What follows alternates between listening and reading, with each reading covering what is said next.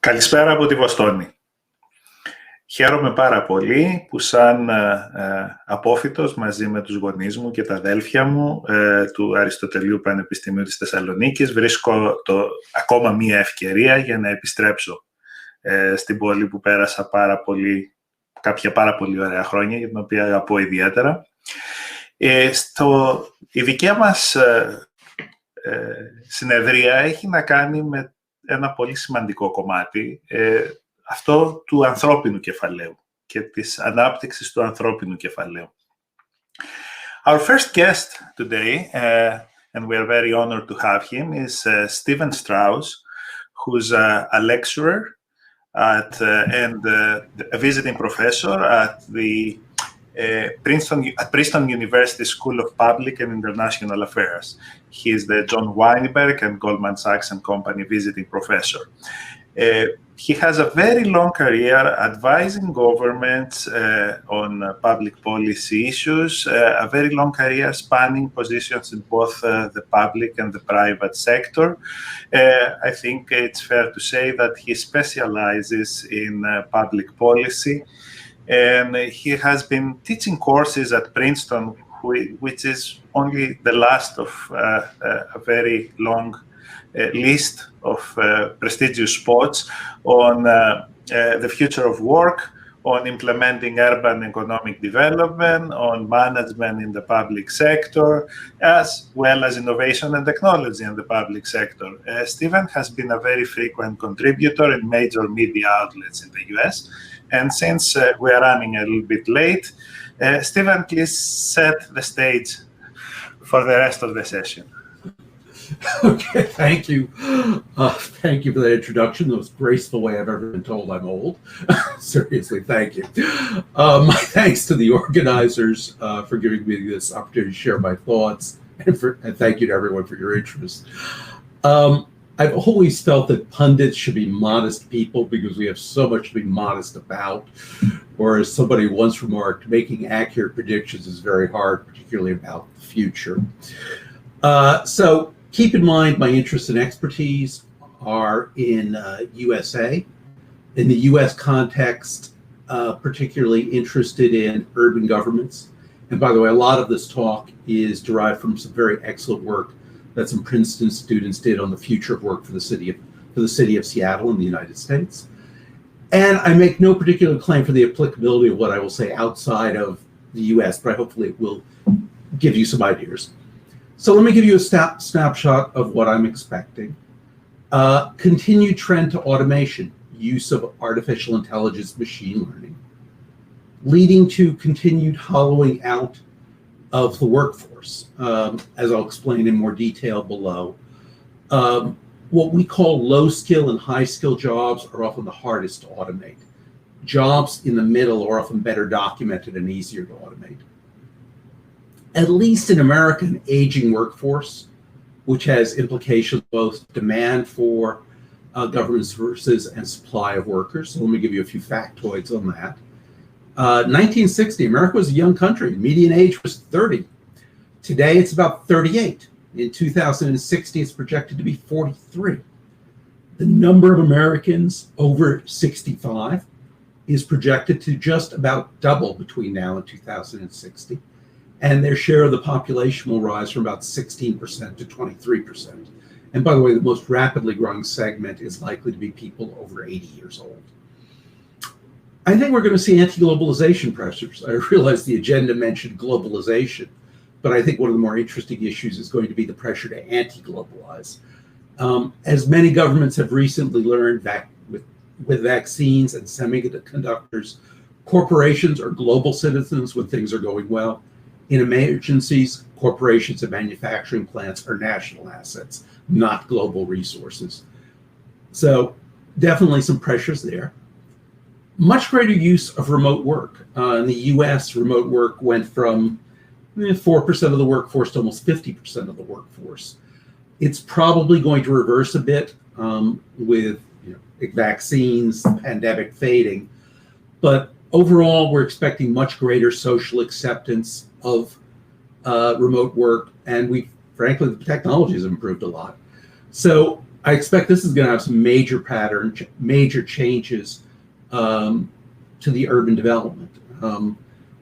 Possibly helpful to the so-called super cities as people work remotely from the suburbs, possibly detrimental to the super cities and helpful to smaller regional cities, or even, in Europe, places like Greece, where people deciding to, work remotely, and their companies willing to sponsor it. So, what to expect in terms of occupational growth and shrinkage?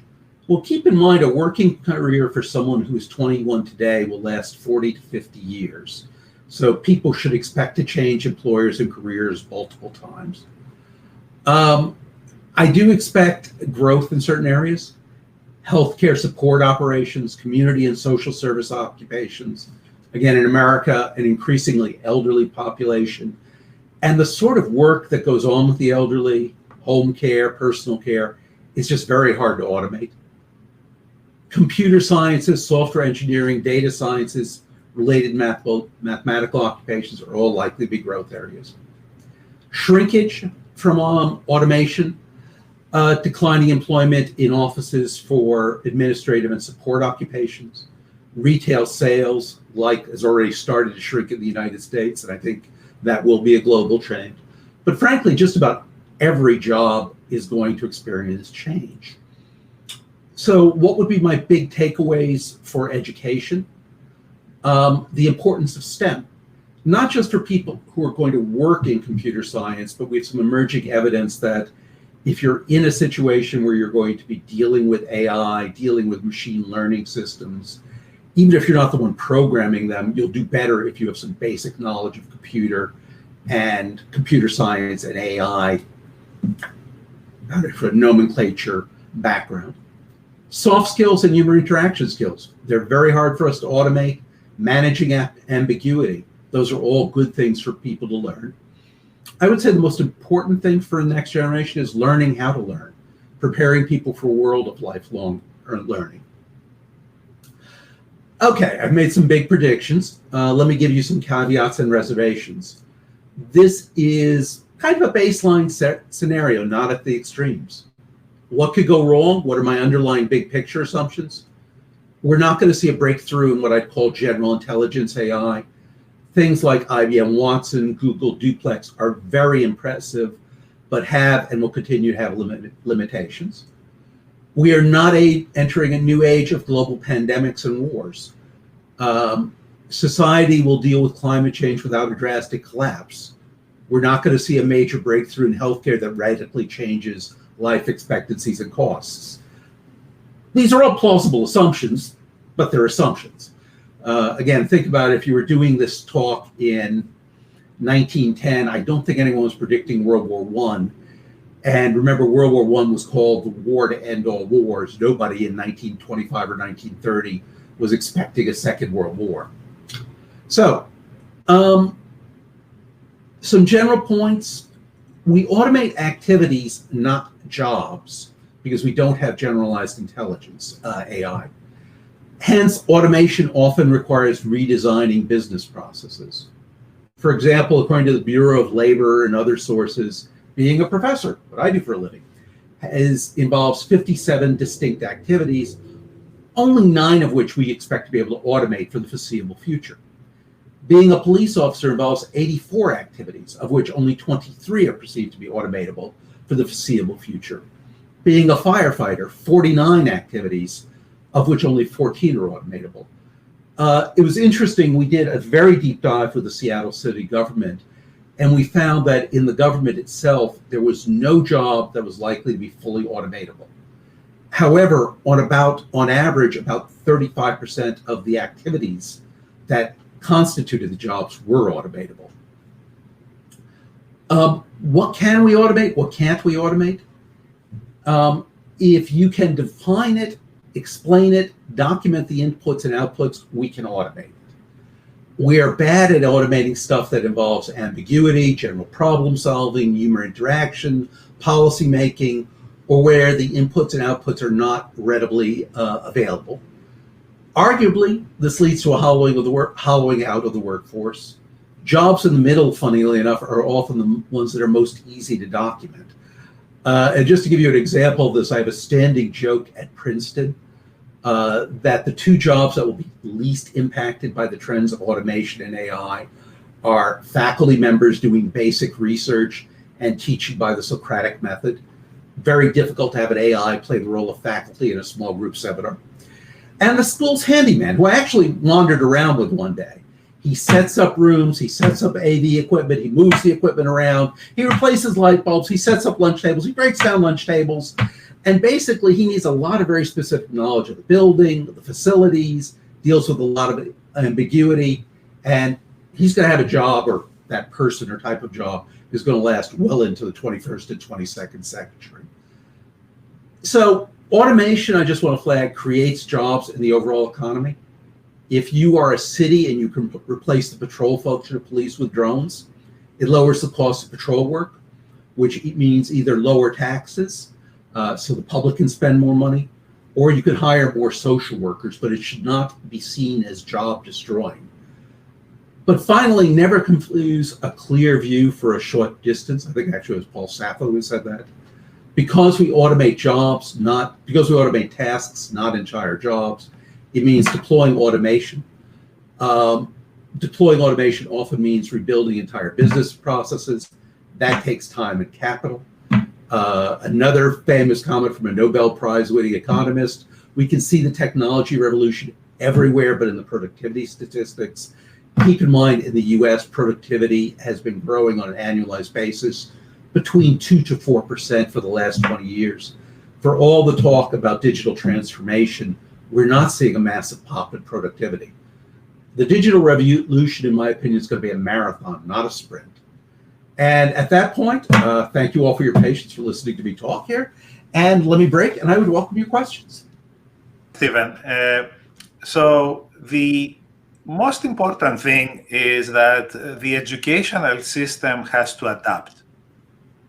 Yes. And in most cases, including in the US, I mean, you and me maybe had experiences at the top echelon of universities, but we know very well that the vast majority is still left behind. And what would you advise? In general, we have the Deputy Minister of Education later in our session. What would be your main advice for educational policy these days? A number of different layers to that. Look where the future growth is going to be. At least in the US, you will often see vocational education, community college education, training people for what the faculty knows how to train them for, as opposed to saying, hi, this is the sectors that we actually expect the job growth is going to be in, as simple and silly as that sounds. I would offer almost a split, that there is short-term tactical, long-term planning. Short-term tactical is look at what your local employers need. There's been some interesting stuff done in the US, down in Mississippi of all places, interestingly enough, where the community colleges have worked very closely with manufacturing corporations. So people are getting very relevant training.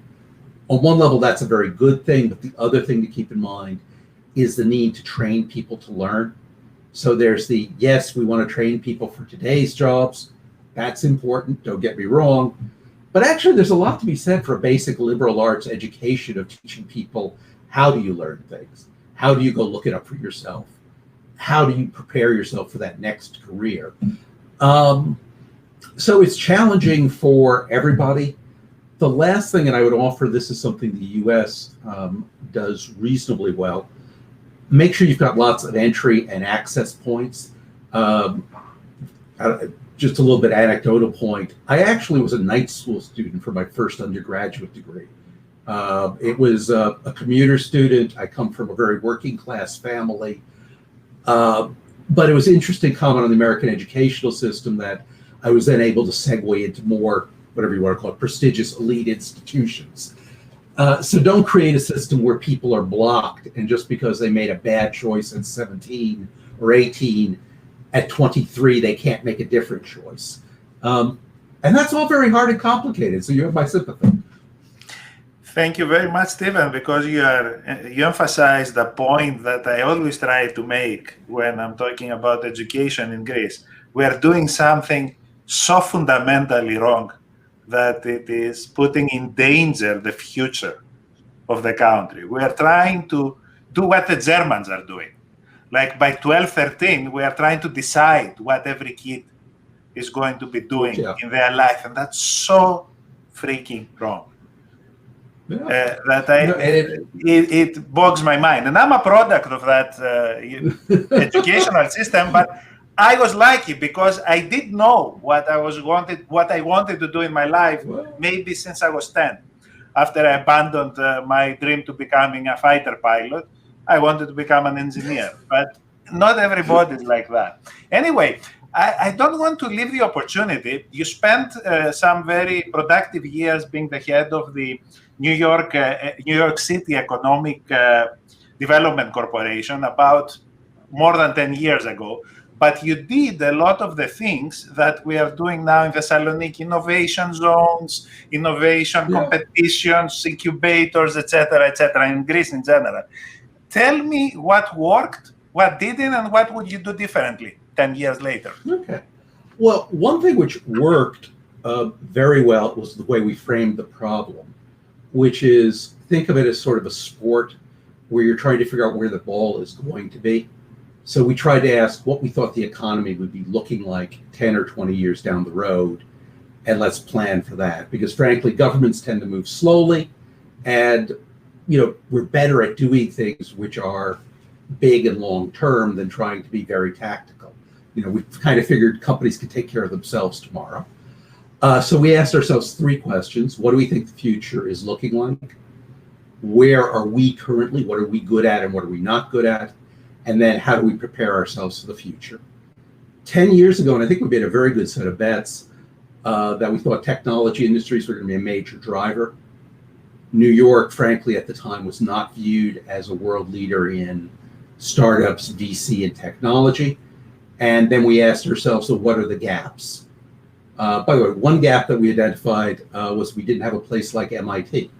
New York City lacked a major top 10 research and engineering school. I mean, we love Columbia University dearly, but as an engineering school, it was not top 10. Excellent at what they did. So we did an open competition and brought Cornell to New York City, which, Cornell is one of the top 10 engineering and science schools in New York. We noticed that we really didn't have real estate that was suitable for startups. The quintessential New York City landlord wanted to deal with a big corporation who took 100,000 square feet on a 10-year lease. That is not how startups work. So we worked to create incubator spaces, and we worked to educate the landlords about working with startups. We took a number of steps to encourage networking. But again, the big 3 questions we asked ourselves is, what do we think the future was going to be? What do we look like currently, and how do we prepare ourselves for the future? And less about what we did 10 years ago, because I'm not sure I'd recommend anyone repeating that today. Always ask yourselves those three big questions. Thank you very much, Stephen. Okay. Thank you all for having me. Excellent program.